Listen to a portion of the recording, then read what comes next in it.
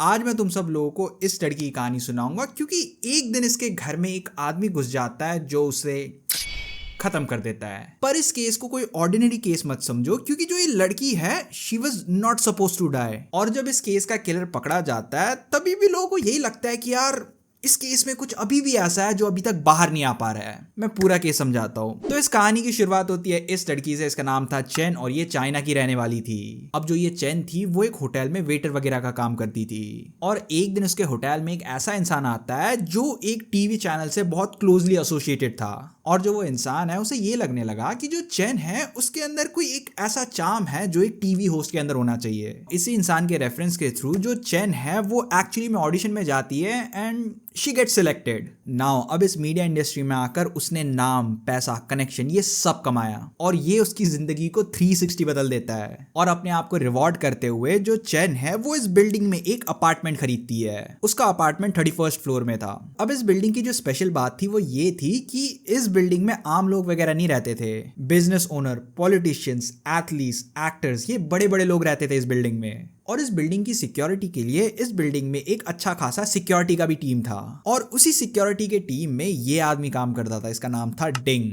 Now अब जो ये डिंग था ये थोड़ा बहुत गड़बड़ वाला आदमी था। देखा जाए तो सिक्योरिटी गार्ड का काम होता है कि वो लोगों को सिक्योरिटी प्रोवाइड करे, पर जो डिंग था वो अपने जॉब के लिए इतना लॉयल नहीं था और उसने ऐसा कुछ तो रूल ब्रेक करा था जिसके कारण उसे काम से निकाल दिया। और ज्यादातर रिपोर्ट्स का तो यही मानना है कि he had a history of theft, चोरी चकारी करी थी उसने कुछ। But what ever the cases, तुम लोग बस ये याद रख लो कि उसे काम से निकाल दिया गया था। अब अपने काम से निकाल देने के बाद डिंग को पैसों की काफी ज्यादा जरूरत होने लगी और जो ये पैसों की तंगी थी वो तब एक्सट्रीम हो जाती है जब उसे ये पता चलता है कि उसकी जो गर्लफ्रेंड है वो प्रेग्नेंट हो चुकी है। और क्योंकि डिंग और उसकी गर्लफ्रेंड की शादी नहीं हुई थी तो वो लोग रेडी नहीं थे एक नया बच्चा पालने के लिए। पर अबॉर्शन की सर्जरी कराने के लिए भी डिंग के पास पैसे नहीं थे। अब जब डिंग की जिंदगी में सब कुछ खराब ही चल रहा था तो उसने यही सोचा कि यार अब जॉब करके पैसा कमाना ये बहुत मुश्किल होगा, तो पैसा कमाने के लिए अपनी इंसानियत को बेच देते हैं और चोरी करते हैं। और अब इसी चोरी को अंजाम देने के लिए वो एक प्लान बनाता है। देखो अब काम से निकाल देने से पहले जो डिंग था वो ऑलरेडी इस बिल्डिंग में 2 से 3 साल वगैरह काम किया, तो उसे ये एग्जैक्टली पता था कि कौन से गार्ड की ड्यूटी कहाँ लगती है। उसे ये भी पता था कि इस बिल्डिंग का जो सीसीटीवी सिस्टम है वो काम नहीं करता था और इसके साथ ही साथ उसे ये भी पता था कि कौन सा इंसान किस अपार्टमेंट में रहता है और उसकी फैमिली में कितने लोग रहते हैं। और उसको जो सबसे ईजी टारगेट मिला वो थी चेन, क्योंकि एक तो चेन बहुत ज्यादा अमीर थी और दूसरा वो घर में अकेले रहती थी, मतलब चोरी करना ज्यादा मुश्किल नहीं होगा। नाउ जो ये डिंग का चोरी का प्लान था वो अच्छा जरूर था, उसे पैसे जरूर कमा के देता, पर प्रॉब्लम ये थी कि आखिरकार वो चेन के घर घुसेगा कैसे। और याद रखना चेन का घर 31st फ्लोर पे था, तो अगर वो सीधा दरवाजे वाला रास्ता यूज करता तो शायद पकड़ा जरूर जाता। सो वो एक टेढ़ा, एक रिस्की रास्ता यूज करता है। सबसे पहले तो वो उस बिल्डिंग के छत में जाता है और छत में वो एक रस्सी बांधता है और इसी रस्सी से लटकते हुए वो एक फ्लोर नीचे आता है जहां पर चेन का रूम था। एसी के डब्बे में पैर रखकर वो थोड़ा सपोर्ट वगैरह लेता है और जो बाथरूम की खिड़की थी वहां से चेन के अपार्टमेंट के अंदर घुसता है।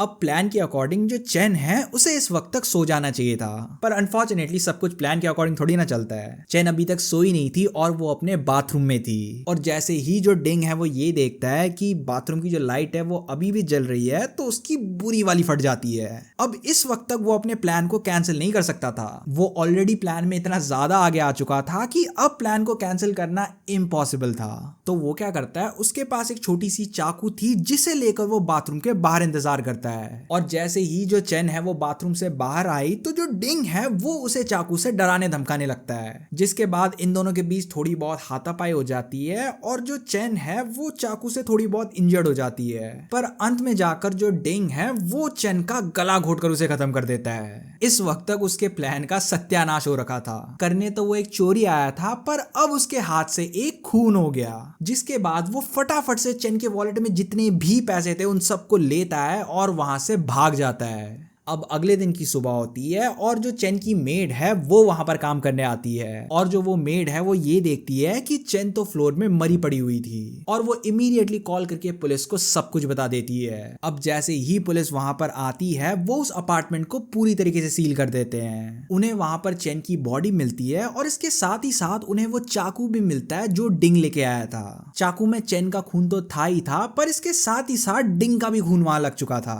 अब जो पुलिस है वो इस बिल्डिंग के सभी रेसिडेंट्स और इस बिल्डिंग से रिलेटेड सभी स्टाफ मेंबर को नोटिफिकेशन देती है ये बोलते हुए कि सबको अपना ब्लड सैंपल देना पड़ेगा। और ये नोटिफिकेशन डिंग को भी गया था क्योंकि कुछ समय पहले तक तो वो भी इस बिल्डिंग में काम करता था और वो भी कहीं ना कहीं इस बिल्डिंग से रिलेटेड था। डिंग को ये साफ साफ पता चल चुका था कि वो एकदम बुरी तरीके से फंस चुका है। अगर वो अपना ब्लड सैंपल देता है तो पुलिस उसे पकड़ लेती, अगर वो अपना ब्लड सैंपल नहीं देगा तो पुलिस को उस पर शक होगा और वो फिर भी पकड़ा जाएगा। शीशा कांच पर गिरे या कांच शीशे पर, टूटना तो शीशा ही था। जिसके बाद वो अपना ब्लड सैंपल दे देता है और फिर पकड़ा जाता है। और जो डिंग है वो कोर्ट में ये एक्सेप्ट करता है कि उसी ने चेन को मारा और इस चीज के लिए उसे मौत की सजा मिलती है। और यही थी इस केस की ऑफिशियल एंडिंग। पर अब यहाँ से शुरुआत होती है इस केस की मिस्ट्रीज की, क्योंकि लोगों का ये मानना था कि चेन का खून पैसों के लिए नहीं हुआ था। अगर डिंग को बस पैसे चाहिए थे तो उसने चेन की अपार्टमेंट को अच्छी तरह से क्यों नहीं लूटा, वो खाली कुछ पैसे लेके भागा था। उस समय घर में 2 ब्रांड न्यू नोकिया फोन्स थे,